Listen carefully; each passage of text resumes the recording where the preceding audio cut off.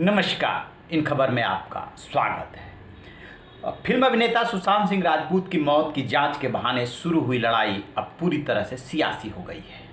उस लड़ाई के एक छोर पे कंगना रनौत खड़ी हैं, जिसके पीछे बीजेपी है, दूसरे छोर पे शिवसेना है और शिवसेना की अगुवाई में चल रही सरकार। लड़ाई बहुत गलत दिशा में जा रही है। एक तरफ मराठी अस्मिता, मुंबई, महाराष्ट्र का नारा दिया जा रहा है, लोगों को जोड़ा जा रहा है, और दूसरी तरफ उस मुंबई की व्यवस्था, मुंबई पुलिस पे करारा चोट किया जा रहा है, क्योंकि बिहार में चुनाव है।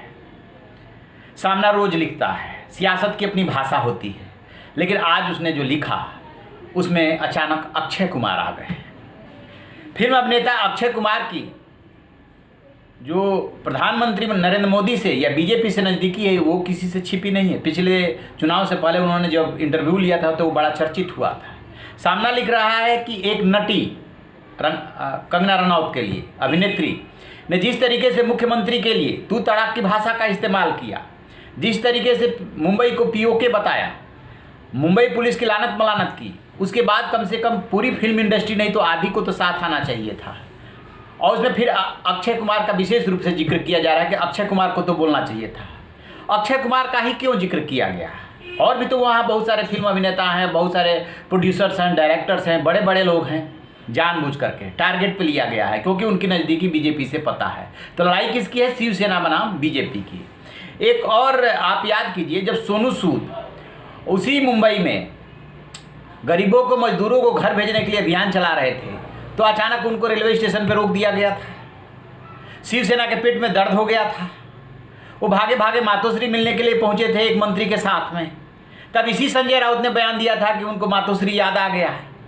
जैसे ही शिवसेना के दरबार में जाकर के कोई मत्था टेकता है, उसके सारे पाप धुल जाते हैं, सब कुछ ठीक हो जाता है। सोनू सूद का तो कोई पाप भी नहीं था, वो तो मजदूरों को घर भेज रहे थे। उन्होंने कहा कि राजनीति से मेरा कोई लेना देना नहीं, सियासत से कोई लेना देना नहीं। लेकिन सियासतदानों को यह बर्दाश्त नहीं था कि सोनू सूद इतना बड़ा अभियान चलाएं, वो हीरो बन करके पूरे देश में उभरे, महाराष्ट्र सरकार की बदनामी हो कि वो क्या कर रही है, और वो मत्था टेकने भी नहीं आए।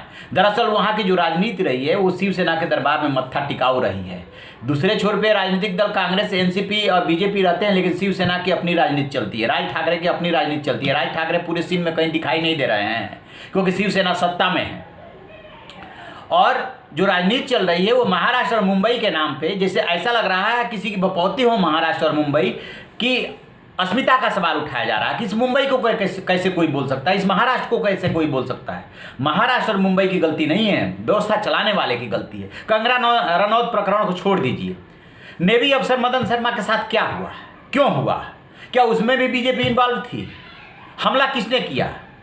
452 क्यों नहीं लगा? किसकी सोसाइटी में और किसके घर में घुस करके हमला किया गया था? यानी कि पहले उन पे हमला होता है, उसके बाद पुलिस पहुंचती है। वो तो कंप्लेंट देने के लिए भी थाने में नहीं गए थे, पुलिस पहुंचती है कि कंप्लेंट कर दीजिए। कंप्लेंट जब वो देते हैं तो नॉन कॉग्निजेबल ऑफेंस के तहत उसका मामला दर्ज किया जाता है। कॉग्निजेबल में क्यों नहीं? 452 क्यों नहीं लगाया गया? बाद में पुलिस जो वहाँ के ज्वाइंट पुलिस कमिश्नर है वो कह रहे हैं कि हाँ 452 का मामला बनता है, हम बाद में लगाएंगे, जाँच में लगा देंगे। इसका मतलब पहले आपकी नीयत थी कि हम उनको जमानत दे देंगे। तो इसका आमंत्रण कौन दे रहा है? कंगना रनौत से जो आपकी भिड़ंत हुई, उसके बाद जिस तरीके से वहाँ पे बीएमसी ने कार्रवाई की, बहुत सारे अवैध निर्माण है।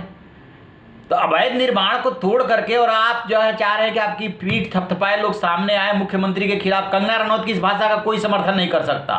मुख्यमंत्री का सम्मान करना चाहिए, संवैधानिक पदों पर बैठे लोगों का हर किसी को सम्मान करना चाहिए। उद्धव ठाकरे पूरे महाराष्ट्र के मुख्यमंत्री हैं और लोकतांत्रिक तरीके से चुने गए हैं।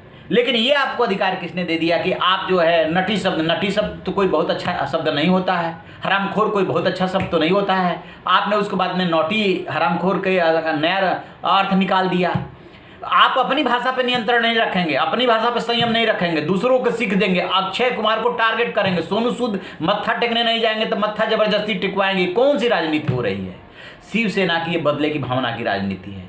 दरअसल हुआ क्या है कि ये बेमेल गठबंधन किए हैं। बीजेपी को ये पच नहीं रहा है कि शिवसेना वहाँ सत्ता में रहे। स्वाभाविक सी बात है कि बीजेपी राजनीति करेगी, लेकिन आपको तो संयम से काम लेना चाहिए, क्योंकि आप सरकार में हो।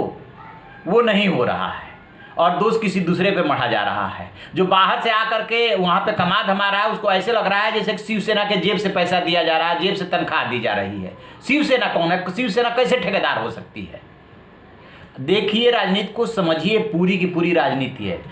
सुशांत सिंह राजपूत को न्याय मिलेगा नहीं मिलेगा, कंगना रनौत के साथ क्या होगा, वो भी कहीं ना कहीं राजनीति में इन्वॉल्व हो रही हैं। लेकिन जो लोग कमाने खाने के लिए जाते हैं मुंबई में, जो बाहर से जाते हैं, उसके ठेकेदार शिवसेना कैसे हो सकते? शिवसेना कौन है? मुंबई महाराष्ट्र उनकी है, कोई नहीं जा सकता।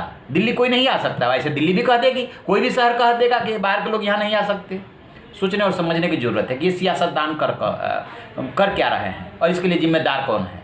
कोई भी अपनी जिम्मेदारी से सियासतदान नहीं बन सकता, बच सकता, और कोई राजनीतिक दल भी नहीं बच सकता। तो आप ऐसी खबरों के लिए देखते रहिए हमारा डिजिटल चैनल इन खबर। Thank you. इन खबर चैनल को सब्सक्राइब करें और